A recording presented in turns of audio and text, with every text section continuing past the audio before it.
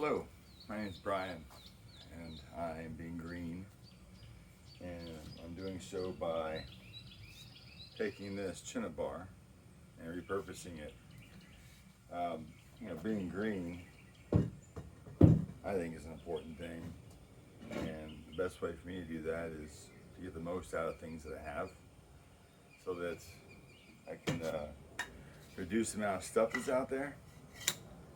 And this happens to be something I stumbled across that I'm pretty excited about.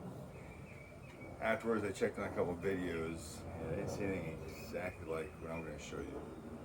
So, I'll go ahead and show you. First thing we're going to do is I'm going to show you. I'll watch how easy this goes in.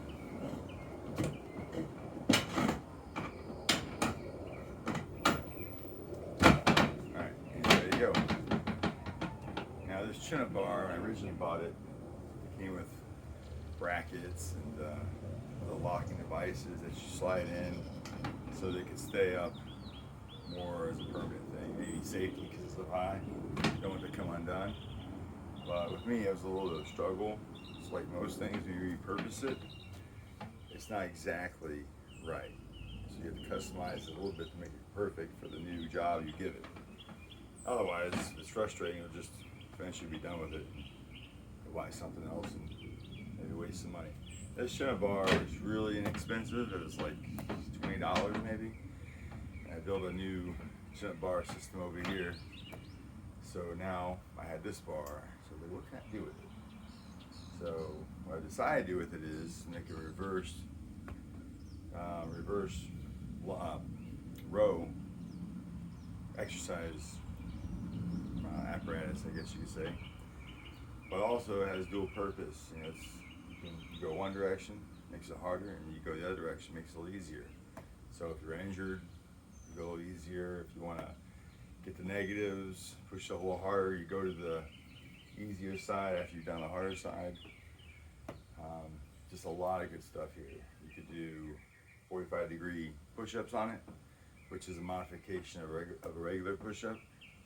And of course, regular push-ups you can go to your knees on, but also this is a modification. I think every good exercise piece of equipment should have a way to modify it to reduce the effort when injured or building up strength and so on.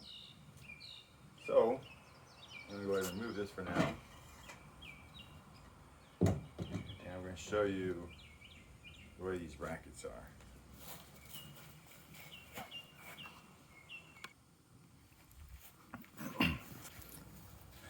So here's the brackets that we have. And originally, they had these little locking devices.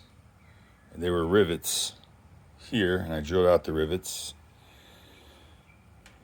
using a drill that's just about the same diameter as the rivet that was in there. And actually, once I drilled it out, I just moved it around a little bit and it came undone. I didn't even have to use the punch that you could use to drive it out if needed.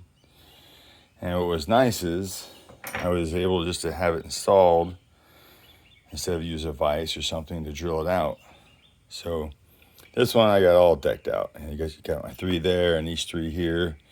Now these rivets I replaced them with bolts. I used button head bolts, so there's no way you can get caught on it. And I could have got away with probably just like maybe 2 here and 1 there, just so I got 3. But on this one I did skip one. So I mean, it's kind of overkill. Like I said, these 2 were supposed to be rivets eventually, so they didn't actually mount to anything. So if you have all the hardware necessary, just as long as you have the majority of it, you'll probably be just fine. So what you're going to need for this is you need the drill, the tape measure, the level, and your bar. So now I can do this easily one-handed.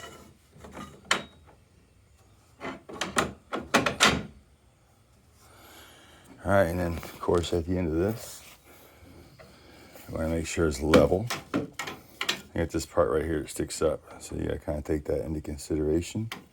We'll come to this side and see how my bubble is level. It's centered in the middle. See, it goes to the left, goes to the right, right in the center is leveled.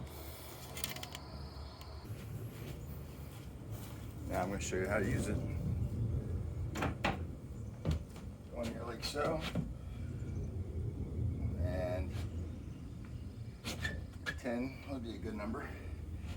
Make sure you can do 10 of these. And we do 10 after 10 of those. Come over here like so. And continue to do 10 more. And you want the height to be just right to where 10 of those is really, about your limit. You're struggling a little bit. Maybe you could do 12 if you push it really, really hard, but where you get 10 done, and then turn around and do 10 more. So getting that height just right is important. For me,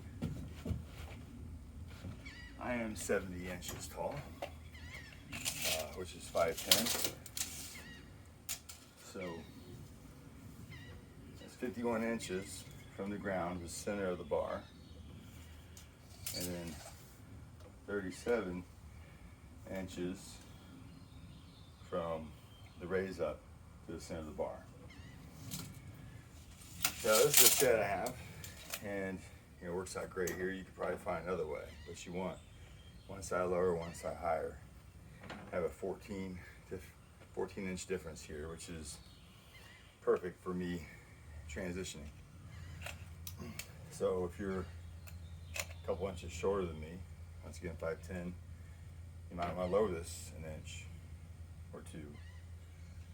And but each time, as you move that maybe an inch down, it might change it like 5 pounds difference in the weight that you're lifting.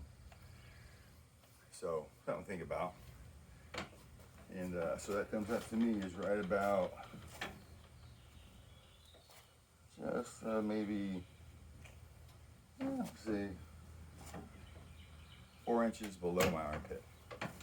So go with that, maybe 4 inches below your armpit.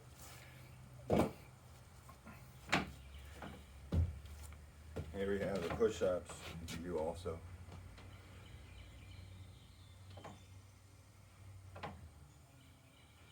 Now the reason why this is so good is because